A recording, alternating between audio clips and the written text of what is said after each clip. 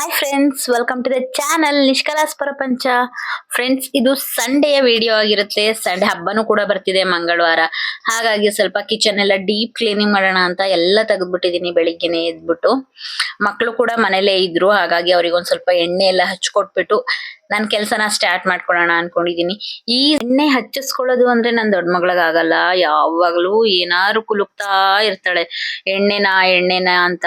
ಆದ್ರೂ ಕೂಡ ನಾನು ಒಂದ್ ಸ್ವಲ್ಪ ಎಣ್ಣೆ ಎಲ್ಲ ಹಾಕಿ, ಎಣ್ಣೆ ಹಾಕಿದ್ರೆ ಸಾಕು, ಅದಾದ್ಮೇಲೆ ಹಾಕುವಾಗ ಮಸಾಜ್ ಮಾಡು, ಇನ್ನೊಂದ್ ಸ್ವಲ್ಪ ಟೈಮ್ ಮಾಡು, ಇನ್ನೊಂದ್ ಸ್ವಲ್ಪ ಟೈಮ್ ಮಾಡು. ಅದ್ರಲ್ಲೇ ಟೈಮ್ ವೇಸ್ಟ್ ಆಗ್ಬಿಡುತ್ತೆ ನನಗೆ. ಯಾಕಂದ್ರೆ ಟೈಮ್ ಇರಲ್ಲ. ಸಂಡೆ ಮಕ್ಕಳು 3 ಜನನು ಕೂಡ ಮನೇಲೇ ಇರ್ತಾರೆ. ಅದನ್ನೆಲ್ಲ ಮೇಂಟೈನ್ ಮಾಡ್ಕೊಂಡು ನಾನು ಅಡ್ಗೆ ತಿಂಡಿ ಎಲ್ಲ ಮಾಡ್ಕೊಂಡು ಕಿಚನ್ ಕೂಡ ಕ್ಲೀನ್ ಮಾಡ್ಕೊಬೇಕಿತ್ತು. ಯಾಕಂದ್ರೆ ನಾನು ಬೇಗ ತಕ್ಕೊಳಕ್ ಆಗ್ಲಿಲ್ಲ, ಹುಷಾರಿರ್ಲಿಲ್ಲ ಹೆಲ್ತಿಗೆ ಅಂತ ಹೇಳಿದ್ನಲ್ಲ, ಹೆಲ್ತ್ ಪ್ರಾಬ್ಲಮ್ ಇತ್ತು.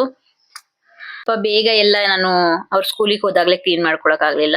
ಸಂಡೇ ಆಗಿರೋದ್ರಿಂದ ಸ್ವಲ್ಪ ನಿಧಾನಕ್ಕೆ ಮಾಡ್ಕೊಳ್ಳೋಣ, ಮಕ್ಳು ಏನೋ ಹೋಗೋದು, ಲಂಚ್ ಬಾಕ್ಸ್ ಎಲ್ಲ ಪ್ರಿಪೇರ್ ಮಾಡೋ ಅಂತ ಅವಶ್ಯಕತೆ ಇರ್ಲಿಲ್ಲ ಅಂದ್ಬಿಟ್ಟು ನಾನು ಎಲ್ರಿಗೂ ಎಣ್ಣೆ ಹಚ್ಕೊಂಡು, ನಾನು ಕೂಡ ಎಣ್ಣೆ ಹಚ್ಕೊಂಡು ಬ್ರೇಕ್ಫಾಸ್ಟ್ ಎಲ್ಲ ಮಾಡ್ಕೊಂಡು ನಾನು ಕ್ಲೀನ್ ಮಾಡ್ಕೊಳ್ಳೋಣ ಅಂತ ಸ್ಟಾರ್ಟ್ ಮಾಡ್ಕೊಂಡೆ. ನಮ್ಮ ಮಂಡೇ ಟು ಸ್ಯಾಟರ್ಡೆ ಸ್ವಲ್ಪ ಫ್ರೀ ಆದ್ರೂ ನಮ್ಮ ಮನೆಯವರು ಸಂಡೇ ಫ್ರೀ ಆಗಿರಲ್ಲ. ಹಾಗಾಗಿ ಅವ್ರು ಕೂಡ ನನಗೆ ಹೆಲ್ಪ್ ಮಾಡ್ಕೊಡಕ್ ಆಗ್ಲಿಲ್ಲ. ಈಸಿಯಾಗಿ ಸ್ವಲ್ಪ ತರಕಾರಿ ಎಲ್ಲ ಹಾಕ್ಬಿಟ್ಟು ನಾನು ಮ್ಯಾಗಿ ಮಾಡ್ಕೊಂಡಿದ್ದೆ. ಮಕ್ಳಿಗೆಲ್ಲ ಮ್ಯಾಗಿ ಮಾಡ್ಕೊಡೋಣ ಈಸಿಯಾಗಿ, ಬೆಳಿಗ್ಗೆನೆ ಸ್ವಲ್ಪ ಕೇಳ್ತಾ ಇದ್ರು ಮ್ಯಾಗಿ ಮಾಡ್ಕೊಡೋಣ. ಅದಾದ್ಮೇಲೆ ಒಂದೊಂದೇ ರೂಮ್ಗಳನ್ನ ನಾನು ಒರ್ಸ್ಕೊಂಡ್ ಬರ್ತಾ ಇದ್ದೀನಿ. ಧೂಳೆಲ್ಲ ನಾನು ಒಂದ್ 2 ಡೇಸ್ ಬ್ಯಾಕ್ ಸ್ವಲ್ಪ ಕ್ಲೀನ್ ಮಾಡ್ಕೊಂಡಿದ್ದೆ ಮೇಲ್ಗಡೆ ಎಲ್ಲ. ಇವಾಗ ಒರ್ಸೋದೆಲ್ಲ ಏನಿತ್ತು ಅದನ್ನ ಮಾತ್ರ ಮಾಡ್ಕೊಬೇಕಿತ್ತು.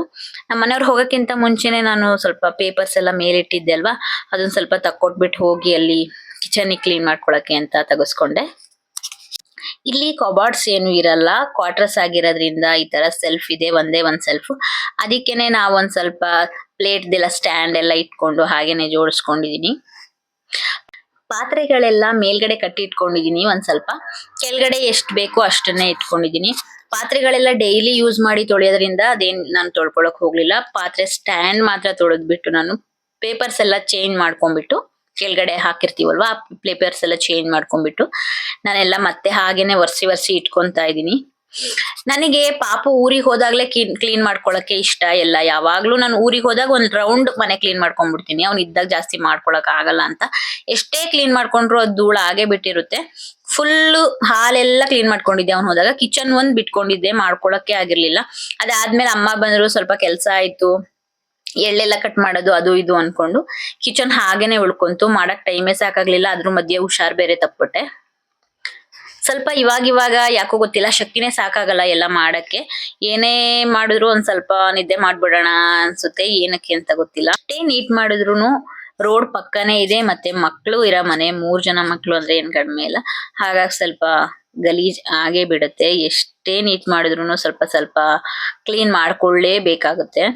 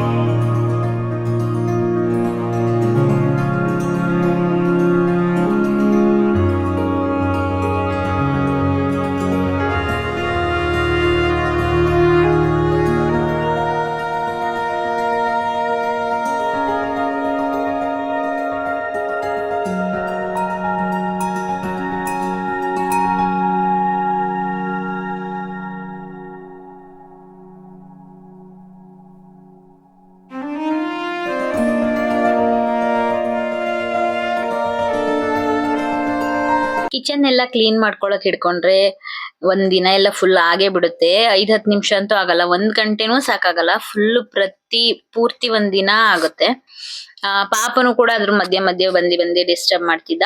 ಕೆಳಗಡೆ ಬಾಕ್ಸ್ ಅಲ್ಲಿ ಅಕ್ಕಿ ಕೂಡ ಹಾಕಿರ್ಲಿಲ್ಲ ನಾ, ಅದನ್ನ ಕೂಡ ಎಲ್ಲ ಕ್ಲೀನ್ ಮಾಡ್ಕೊಂಡು ಬಾಕ್ಸ್ಗೆಲ್ಲ ಅಕ್ಕಿ ಎಲ್ಲ ಹಾಕೊಂಡೆ. ಚೀಲದಲ್ಲೇ ತಗೊಂಬಂದ್ ಇಟ್ಟಿರೋದ್ರಿಂದ ಹಾಗೇನೆ ಇತ್ತು. ಸ್ವಲ್ಪ ಟೈಮ್ ಎಲ್ಲ ಸಾಕಾಗ್ತಿಲ್ಲ ಇವಾಗ. ವಿಡಿಯೋಸ್ ಎಲ್ಲ ಮಾಡ್ಕೊಂಡು ಎಡಿಟ್ ಎಲ್ಲ ಮಾಡ್ಕೊಂಡು ಡೈಲಿ ಇದೇ ತರ ಕೆಲಸ ಇರುತ್ತೆ ಅಂತ ಹೇಳಕ್ಕಾಗಲ್ಲ. ಒಂದಿನ ಬೇರೆ ತರ ಇದ್ರೆ ಇನ್ನೊಂದ್ ದಿನ ಬೇರೆ ತರ ಇರುತ್ತೆ.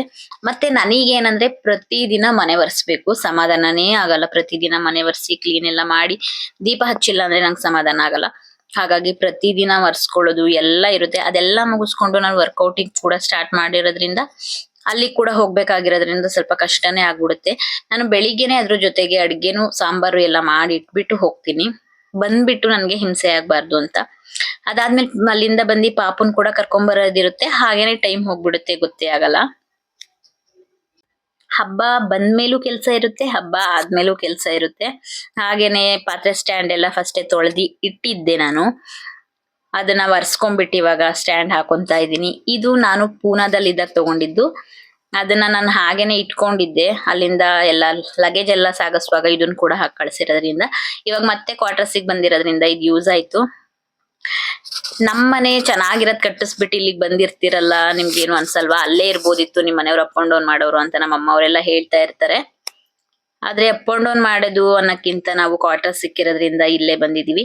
ಅಲ್ಲೆಲ್ಲ ಕಬಾರ್ಡ್ ಸಿಸ್ಟಮ್ ಇರೋದ್ರಿಂದ ಇದೆಲ್ಲ ಯೂಸ್ ಆಗಿರ್ಲಿಲ್ಲ. ಪಾತ್ರೆ ಸ್ಟ್ಯಾಂಡ್ ಎಲ್ಲ ಹಾಗೆ ಕಟ್ಟಿಟ್ಟಿದ್ದೆ.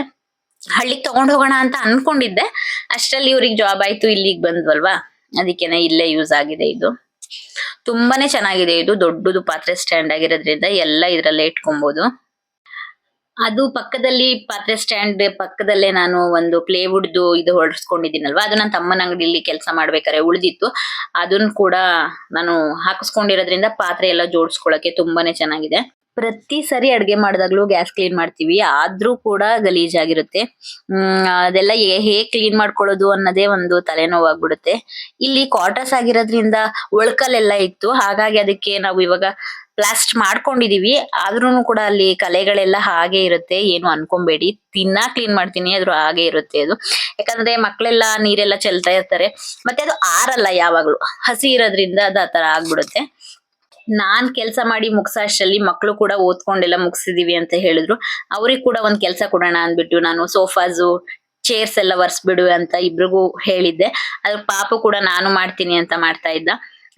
ಅದ್ರ ಜೊತೆಗೆ ಬಟ್ಟೆ ಕೂಡ ವಾಷಿಂಗ್ ಮಿಷಿನ್ ಈಗ ಆನ್ ಮಾಡಿರೋದ್ರಿಂದ ಬಟ್ಟೆ ಕೂಡ ಒಣಗಾಕೊಂತಿದೀನಿ. ಬಿಸ್ಲು ಚೆನ್ನಾಗ್ ಬಂದಿತ್ತು, ಅದ್ರ ಜೊತೆ ಬಟ್ಟೆ ಕೂಡ ಆರಿದ್ರೆ ಅದು ಒಂದ್ ಕೆಲ್ಸ ಮುಗಿದ್ ಬಿಡುತ್ತೆ. ನನಗೆ ಕೆಲ್ಸ ಒಂದ್ ಹಿಡ್ಕೊಂಡ್ರೆ ಅದನ್ನ ಮಾಡೋವರೆಗೂ ಸಮಾಧಾನ ಆಗಲ್ಲ, ಮತ್ತೆ ನಿದ್ದೆ ಕೂಡ ಬರಲ್ಲ. ಎಲ್ಲ ಸ್ಟಾರ್ಟ್ ಮಾಡಿದ್ಮೇಲೆ ಅದನ್ನ ಫಿನಿಶ್ ಮಾಡ್ಬಿಡ್ಬೇಕು. ಮನೆ ಮೊದ್ಲಿಂದ ಹೇಗಿತ್ತು ಆ ತರನೇ ಆಗ್ಬೇಕು. ಈಗ ಎಲ್ಲ ಕೆಲ್ಸ ಮುಗೀತು. ಲಾಸ್ಟ್ ಅಲ್ಲಿ ನಾನು ಇವಾಗ ಮನೆ ಎಲ್ಲ ಕ್ಲೀನ್ ಮಾಡಿ ಒರೆಸ್ಕೊಂತಾ ಇದ್ದೀನಿ. ಮಕ್ಳು ದೊಡ್ಡೋರಾಯ್ತಾ ಒಂದ್ ಸ್ವಲ್ಪ ಪರವಾಗಿಲ್ಲ ಅನ್ನಿಸ್ತಿದೆ ನನಗಂತೂ. ಯಾಕಂದ್ರೆ ಮಕ್ಳು ಹೇಳಿದ್ ಮಾತ್ ಕೇಳ್ತಾರೆ ಇವಾಗ. ಒಂದ್ ಸ್ವಲ್ಪ ಮನೇಲಿದ್ರು ಪರವಾಗಿಲ್ಲ, ಅಷ್ಟೊಂದೇನ್ ಹಿಂಸೆ ಆಗಲ್ಲ. ನಾವ್ ಹೇಗ್ ಅನ್ಕೊಂತೀವಿ ಹಾಗೆ. ನಾನ್ ಕೂಡ ಫ್ರೆಶ್ ಆಗಿ ಬಂದೆ, ಒಂದ್ ದೊಡ್ಡದ್ ಪಿಂಪಲ್ ಆಗ್ಬಿಟ್ಟಿದೆ, ಅದು ಹಾಗೆ ಕಲೆ ನಿಂತ್ಕೊಂಡ್ಬಿಟ್ಟಿದೆ. ನಂಗೆ ಇಷ್ಟೊಂದ್ ಫೇಸ್ ಅಲ್ಲೆಲ್ಲ ಕಲೆಗಳೇ ಇರ್ಲಿಲ್ಲ. ಫಸ್ಟ್ ಎಲ್ಲ ತುಂಬಾನೇ ಚೆನ್ನಾಗಿತ್ತು, ಇವಾಗ ಏನಕ್ಕೆ ಅಂತ ಗೊತ್ತಿಲ್ಲ ಫುಲ್ ಕಲೆಗಳಾಗ್ಬಿಟ್ಟಿದೆ. ಅದಾದ್ಮೇಲೆ ಮಕ್ಳು ಕೂಡ ನಾನು ಹೊರಗಡೆ ಕರ್ಕೊಂಡ್ ಹೋಗ್ಬಿಟ್ಟು, ಮಧ್ಯಾಹ್ನ ಮನ್ಗಿರ್ಲಿಲ್ಲ ಅವನು, ಹಠ ಮಾಡ್ತಾನೆ ಅಂದ್ಬಿಟ್ಟು ಸ್ವಲ್ಪ ಪಾರ್ಕಲ್ಲಿ ಕೂಡ ಆಟ ಆಡ್ಸ್ಕೊಂಡ್ ಬಂದೆ. ರಾತ್ರಿ ಊಟಕ್ಕೆ ನಾನು ಮಟರ್ ಪನ್ನೀರ್ ಮಾಡಿದ್ದೆ, ಮತ್ತೆ ಚಪಾತಿ ಮಾಡಿದ್ದೆ. ಅದನ್ನ ಕೂಡ ನಾನು ನಿಮ್ ಜೊತೆ ಶೇರ್ ಮಾಡ್ಕೊಂಡಿದ್ದೀನಿ. ಮಟರ್ ಪನ್ನೀರ್ ರೆಸಿಪಿ ಕೂಡ ನಾನು ನಿಮ್ ಜೊತೆ ಶೇರ್ ಮಾಡ್ಕೊಂತೀನಿ, ನೋಡಿ ಪ್ಲೀಸ್ ಸಪೋರ್ಟ್ ಮಾಡಿ. ತುಂಬಾನೇ ಟೇಸ್ಟಿಯಾಗಿ ಬಂದಿತ್ತು. ಮನೆ ಕ್ಲೀನ್ ಮಾಡ್ತಿರೋದ್ರಿಂದ ಚಿಕನ್ ಎಲ್ಲ ಮಾಡಕ್ ಆಗಿರ್ಲಿಲ್ಲ, ಹಾಗಾಗಿ ಮಟರ್ ಪನ್ನೀರ್ನ ಮಾಡ್ಕೊಂಡಿದೀನಿ.